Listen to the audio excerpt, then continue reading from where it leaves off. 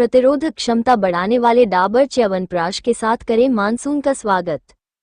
संवाददाता जमील अख्तर, वाराणसी। भारत में लोग सबसे ज्यादा मानसून का इंतजार करते हैं क्योंकि यह चिलचिलाती गर्मी से राहत देकर हमें फिर से तरोताजा कर देता है। लेकिन हमारे भीतर नई ताजगी का संचार करने के साथ साथ यह मौसम कई तरह की बीमारियां भी साथ लाता है और रोग प्रतिरोधक क्षमता के कमजोर होने पर हम इनकी चपेट में आ सकते हैं और खासकर बच्चे इससे प्रभावित होते हैं। तापमान में कमी और नमी के स्तर में वृद्धि के कारण मानसून के दौरान संक्रमण होना एक आम बात है।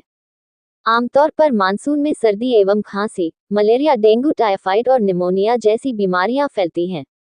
उष्ण, नम और आर्द्र जलवायु के कारण कई तरह के संक्रमण हो सकते हैं जो प्रतिरोधक क्षमता के कमजोर होने पर ज्यादा तेजी से फैलते हैं।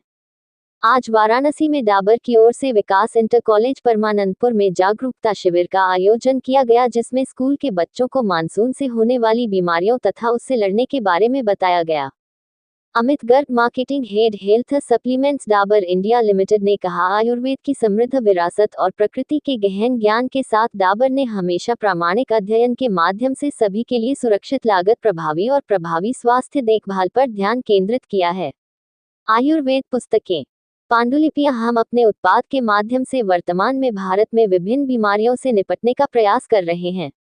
भारत में लोग अपने प्रकृति गुणों के कारण चिकित्सा हस्तक्षेप के रूप में हर्बल और वनस्पति अर्क को पसंद करते हैं। डाबर च्यवनप्राश आयुर्वेद के प्राचीन भारतीय ज्ञान और विज्ञान की अत्याधुनिक तकनीक से तैयार किया गया फॉर्मुलेशन है। यह उत्पाद खुद को दिन प्रतिदिन के विभिन्न संक्रमणों से बचाने का एक आदर्श तरीका है। आंवला, भारतीय आंवला डाबर च्यवनप्राश का प्रमुख घटक है जो रोग प्रतिरोधक क्षमता को बढ़ाने वाले गुणों के लिए जाना जाता है। इसके अलावा गुदुची, पिप्पली, कांटाकरी, काकदासिंगी, भूम्यामाल की वासाक, पुष्करमूल, प्रश्नीपर्णी, शालपर्णी आदि अन्य सामग्रियां भी सामान्य संक्रमण एवं श्वसन तंत्र की एलर्जी को कम करने में मददगार हैं। इस प्रकार च्यवनप्राश कई गुणकारी जड़ी बूटियों का संतुलित मिश्रण है जो मानसून के मौसम में रोग प्रतिरोधक क्षमता प्रदान कर हमें बेहतर स्वास्थ्य देता है।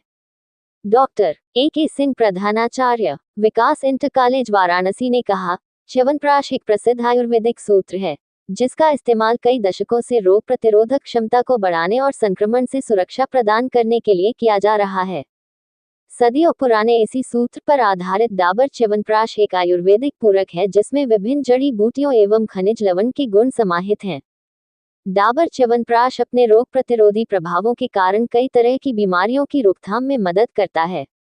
डाबर ने कई प्रकार के नैदानिक एवं पूर्व नैदानिक अध्ययनों का संचालन किया है जो रोग प्रतिरोधक क्षमता, मौसम के दुष्प्रभावों, नासिका संबंधी एलर्जी एवं संक्रमण इत्यादि पर लाभकारी प्रभावों की पुष्टि करता है।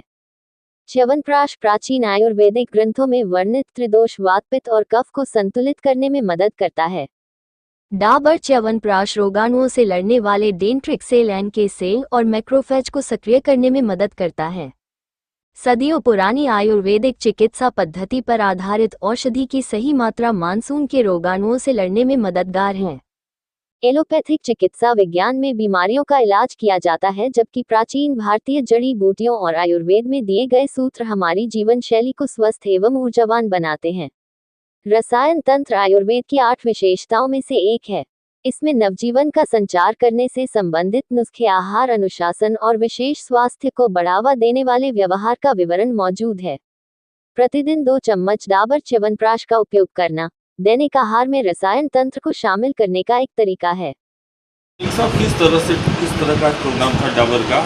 आज डाबर कंपनी की तरफ से मैनेजर दिनेश कुमार जी ने बहुत अच्छा प्रोग्राम किया, बच्चों को मोटिवेट किया, स्वास्थ्य के बारे में बताया, बहुत अच्छा लगा और बच्चे बहुत खुश थे डाबर कंपनी का ये च्यवनप्राश ले करके। और हमने भी बच्चों को मोटिवेट किया कि फालतू चीज़ें खाने से बचें और च्यवनप्राश का उपयोग हमेशा करें, शाम को 1 चम्मच दूध के साथ, और बच्चे उसका अनुसरण भी करेंगे। इस तरह का जो प्रोग्राम होता है उससे कितना फ़ायदा होता है बच्चों को? बच्चों के अंदर बहुत फ़ायदा होता है।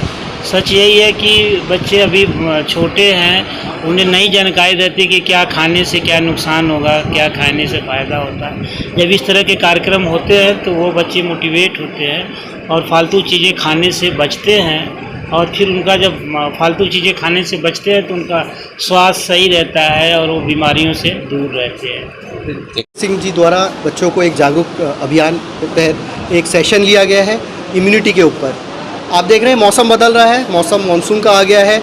मानसून सबको पसंद है, आप सबको पता है कि गर्मी के बाद जब वर्षा होती है तो हम सबको अच्छा लगता है। इसके साथ कुछ ऐसी चीज़ें भी आती है जो हमें अच्छा नहीं होता है, हमारे लिए अच्छा नहीं होता, जैसे कि कीटाणु, वायरस, ये सब।